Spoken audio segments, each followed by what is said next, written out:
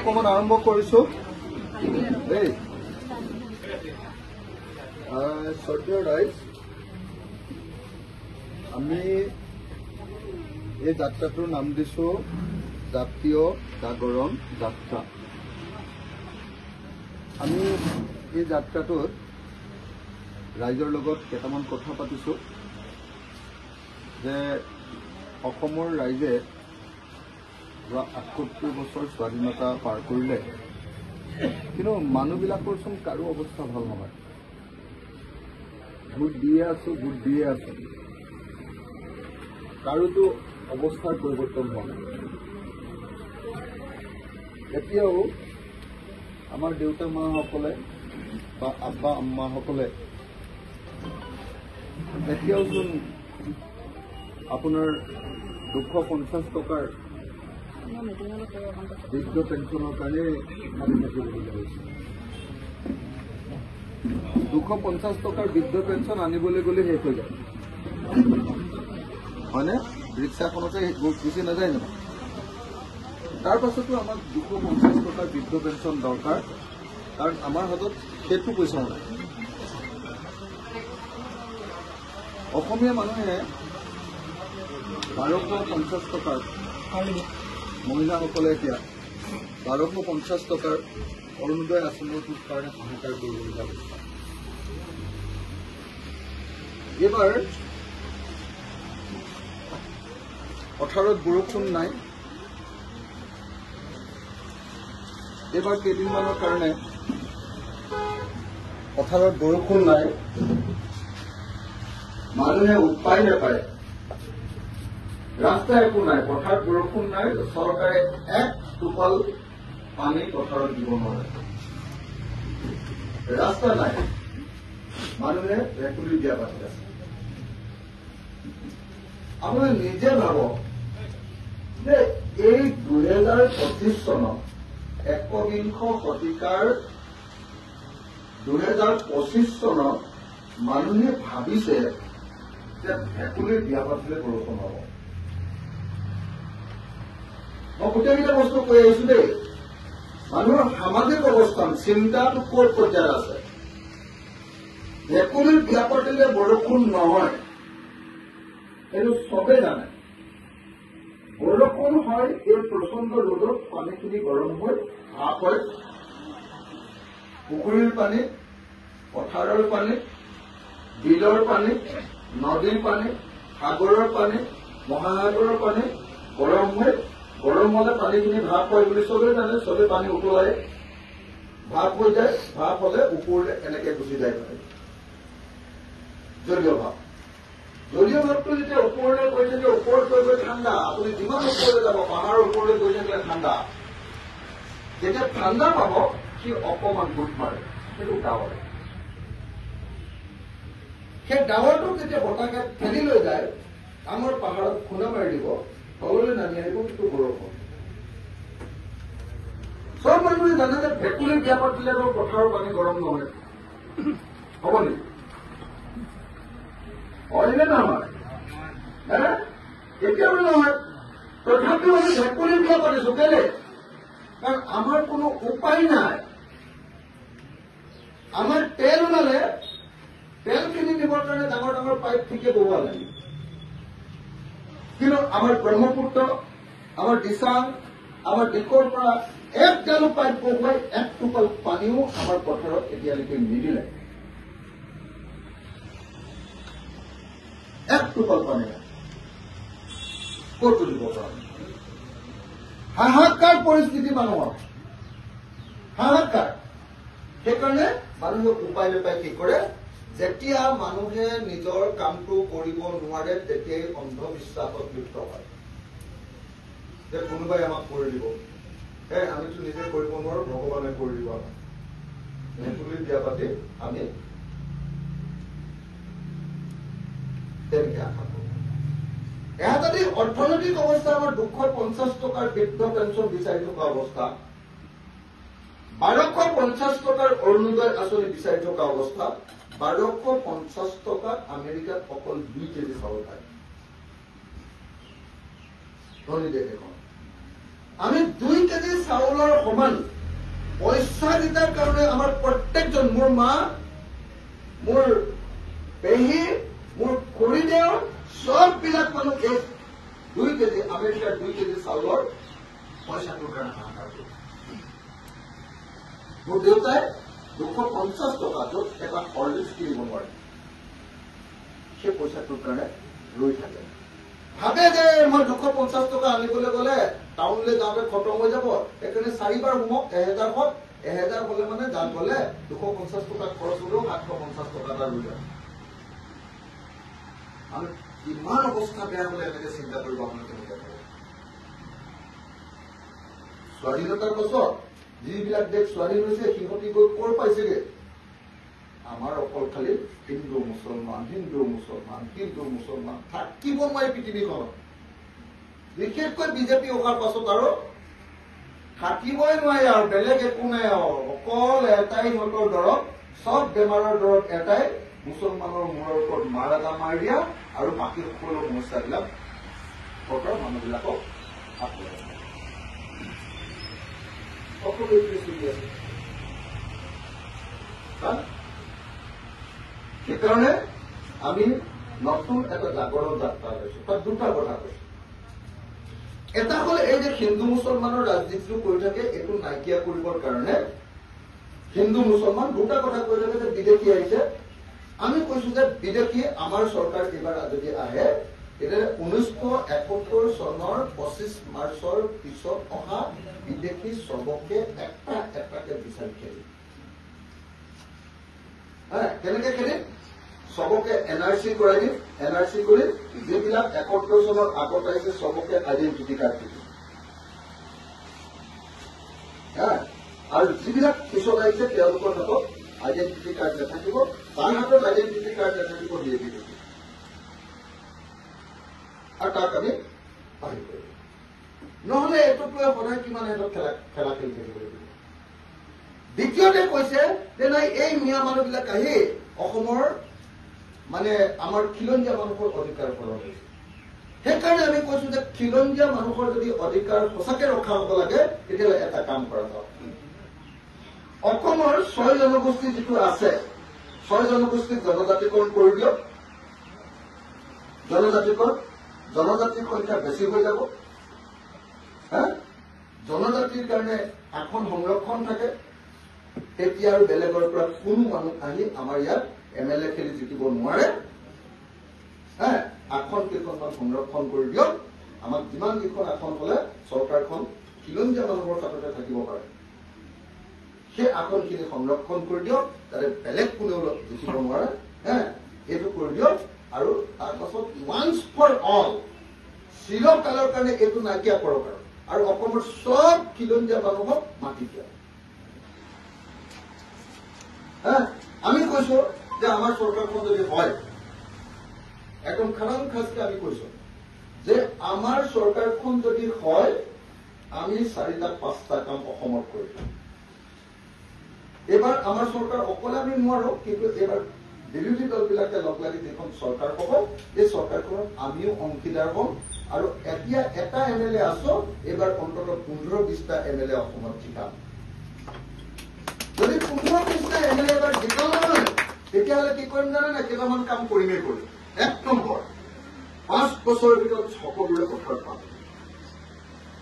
যাতে চবে বছৰত 3বাৰ এডৰা পথাৰতে 4বাৰ এডৰা পথাৰতে খেতি কৰিব পাৰে পৃথিৱীৰ কোন দেশত মানুহে আজিকালি এবাৰ খেতি কৰি পেলাই ধৰি ক'ত আছে কওকচোন কেনেকে ধনী হ'ব মানুহে একবাৰ খেতি কৰিলে তাৰপিছত পথাৰতে পেলাই থৈ দিলে কোনোবা ধনী হ'ব নেকি তাকো কেতিয়াবা একবাৰ নহয় বানপানী হলে সেইবাৰো নহয় আকৌ এবাৰ খৰাং মাৰিলে এবাৰো নহয় তেতিয়াহ'লে কি কৰি খাব বেলেগটো একো ইনকামেই নাই বাকী ল'ৰাকেইটা খেতি নহলে মানে কি কৰে হয় মিস্ত্ৰীৰ যোগালী নহলে বা বেংগলোৰ বা চেন্নাইলৈ গৈ চিকিউৰিটি গাৰ্ড আপোনালোকে নিজে ভাবক যে যি জাতিৰ আটাইতকৈ উঠি অহা প্ৰজন্মটো মিস্ত্ৰীৰ যোগালী হ'ব লাগে বা চিকিউৰিটি গাৰ্ড হ'ব লাগে সেই জাতিৰ কিবা ভৱিষ্যত আছে নেকি সেইকাৰণে আমি কৈছো এইবাৰ চৰকাৰ কৰিলে সকলো পথাৰত পানী দিম নাম্বাৰ 1 নাম্বাৰ 2 সকলো পথাৰত খেতি কৰিব পৰাকৈ এখন গাঁৱত 5খন ট্ৰেক্টৰ ফ্ৰী কে দিম চৰকাৰৰ পৰা নাম্বাৰ 3 বীজবিলাক ফ্ৰী কে দিম নাম্বাৰ 4 অসমীয়া মানুহৰ খেতিয়কৰ কাৰণে সম্পূৰ্ণৰূপে 100% যিমান খেতি কৰা মানুহ থাকিব তেওঁলোকৰ মাটিৰ খাজনা ফ্ৰী হ'ব খেতিয়কক কি খেতি কৰিবলৈ মাটিৰ খাজনা গতিকে মই আশা কৰিছো যে আপোনালোকে এই 4টা কাম আমি অকল খেতিৰ কাৰণে কৰিম খেতিৰ কাৰণে যদি এই 4টা কাম কৰিলেও অসমীয়া মানুহ নিজে নিজে বহুতখিনি ধনী কৰিব 3বাৰ যেতিয়া খেতি কৰিব এডৰা খেতি এডৰা পথাৰত এবছৰ খালী কৰিলে আহু বা বড়ো কৰিলে এবাৰ সৰিয়হ বা শাক পাচলি কৰিলে মিয়া মানুহবিলাকেতো কি কৰে জানে নাই এইডোখৰত গুমধান লগাই দিলে নহয় গুমধান লগাই দিলে বা হেৰি লগাই দিলে কি কয় আপোনাৰ এইটো ঘেঁহু ফোনটো থোৱা ঘেঁহু লগাই দিলে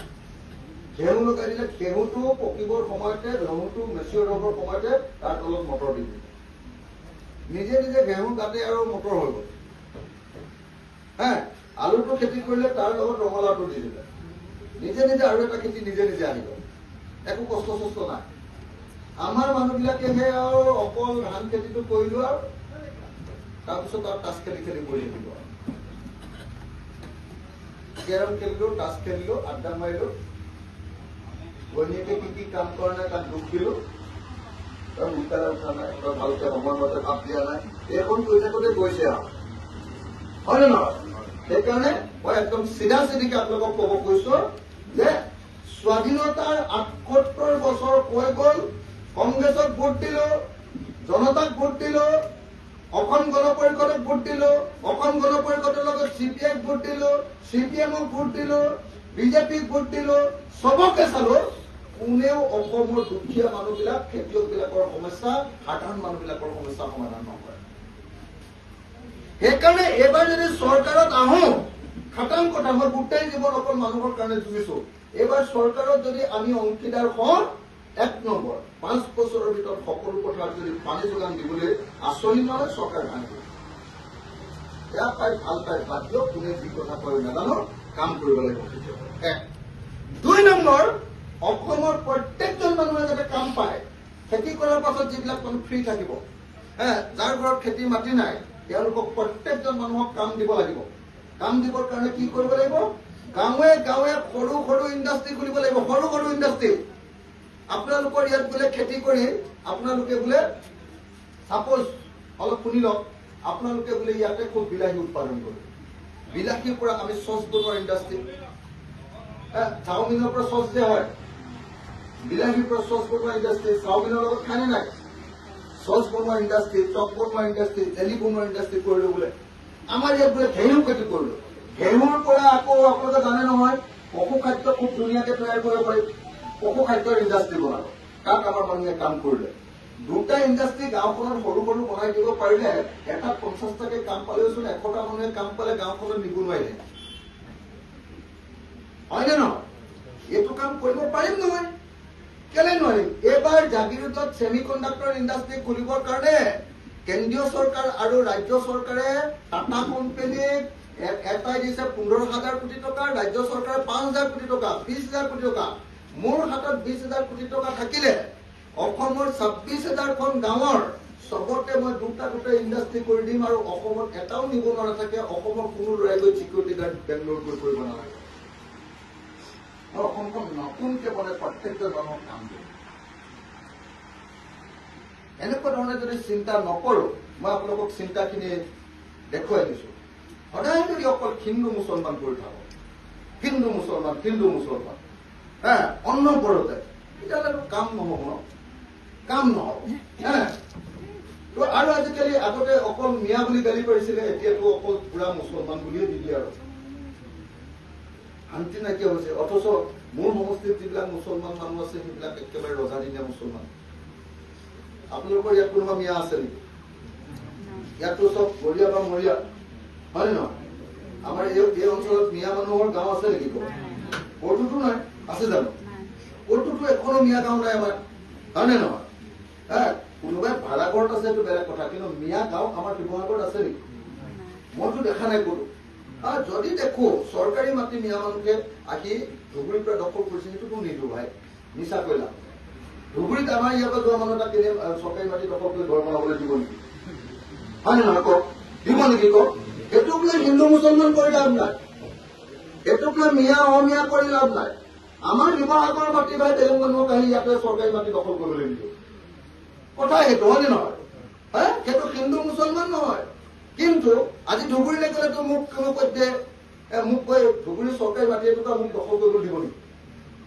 ধুবুৰী মানুহ এজনে যদি মোৰ ইয়াত চৰকাৰী মাটি দখল কৰে মই ধৰিম এই মোৰ মাটি নহ'ব দেই ইয়াৰ পৰা যা হয় নে নহয় কিন্তু সেইটোৰ কাৰণে হিন্দু মুছলমানৰ ৰাজনীতি কৰি এবাৰ ক'ব 2016 ক'লে বোলে জাতি মাতৃ ভেটি শৰাইঘাটৰ শেষ ৰণৰ কাৰণে আমাক দিলো শৰাইঘাটৰ শেষ ৰণখন কৰিলে জিকিলে জিকাৰ পাছতো তেওঁলোকৰ সমস্যাৰ সমাধান নাই মোগল খেদিব নোৱাৰিলে হয় নে নহয় মোগল খেদিব নোৱাৰিলে শৰাইঘাটৰ শেষ ৰণতো জিকাই দিলেও তেওঁলোকক মোগল খেদিব পাৰিলে জানো নোৱাৰিলে এইবাৰ ক'লে মানুহে আজমলে খালে সেইবাৰো জিকাই দিলে আজমলৰ লগত বন্ধুৱে পাতিলে আজমলকটো নাইকিয়া দিলে আজমলকটো একো একশ্যন নললে বৰং গোটেই আজমলৰ লগত লগ লাগি আজমলৰ পৰা আপোনাৰ কি কয় এই ৰাজ্যসভাৰ নিৰ্বাচনৰ ভোট ললে ৰাষ্ট্ৰপতি নিৰ্বাচনৰ ভোট ললে নে নাই এইবাৰে কৰিলে যে মিয়াই অসমখন খালে মিয়াক খেদিলে অসম বাচি গল এইবাৰ 3 নম্বৰ ব্লকৰ মঞ্চটো আহি গল সেইকাৰণে অসমৰ প্ৰত্যেকজন নাগৰিকক ক'বলৈ আহিছো এইসব হিন্দু মুছলমানৰ ৰাজনীতি আৰু বিজেপিৰ ঠাণ্ডাবাজি ৰাজনীতি বাদ দিয়ক অসমৰ প্ৰত্যেকজন মানুহৰ ধনী হ'ব লাগিব প্ৰত্যেকজনে নিজৰ ল'ৰা ছোৱালীৰ বেমাৰ হ'লে কোনোবা MLA চেমেলাৰ হাতত হাত পাতিব নালাগে চবে যাতে নিজৰ ল'ৰা ছোৱালীক বেমাৰ হ'লে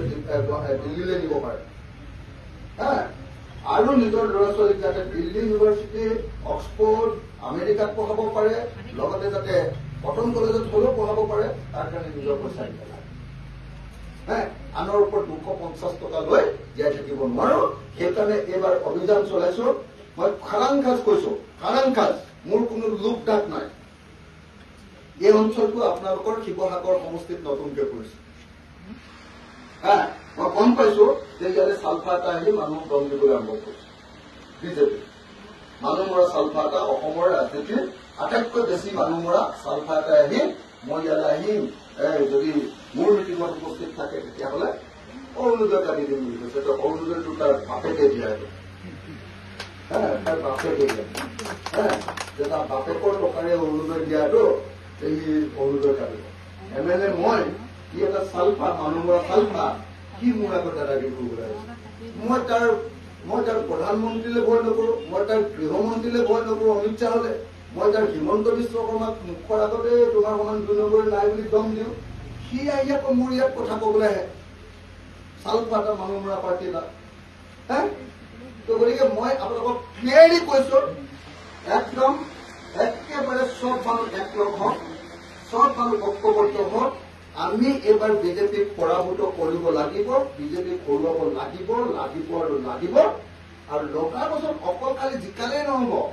কংগ্ৰেছক জিকালো AJPক জিকালো ৰাইজৰ দলক জিকালেই নহ'ব ইহঁতে কাম কৰা নাই সেইটো চাব লাগে তহঁতক বিজেপিৰ পৰা বচাম বুলি ভোটটো ল'লে আৰু তাৰপিছত কাম নহয় কিটো হ'ব তেতিয়া সেইকাৰণে মই আপোনালোকক সকলোকে অনুৰোধ কৰিবলৈ আহিছো যে মই যদি একদিন চৰকাৰত চান্স পাওঁ পথাৰত পানী যোগাম চবৰ খেতি নকৰিলে আকৌ খাজনা বঢ়াই দিম খেতি কৰিলে আকৌ খাজনা ফ্ৰী দেই একদম খোলাখুলি কথা 2 নম্বৰ কথা যে প্ৰত্যেকখন গাঁৱলীয়া সৰু ইণ্ডাষ্ট্ৰী খুলি চবকে চাকৰি দিব কোনো মানুহ নিবনুৱা হৈ থাকিব নোৱাৰে এইবিলাক কথা পাতিবলৈ আপোনালোকৰ ওচৰলৈ আহিলো মোক ইয়াত কেইটামান ৰাজহুৱা সমস্যা দিছে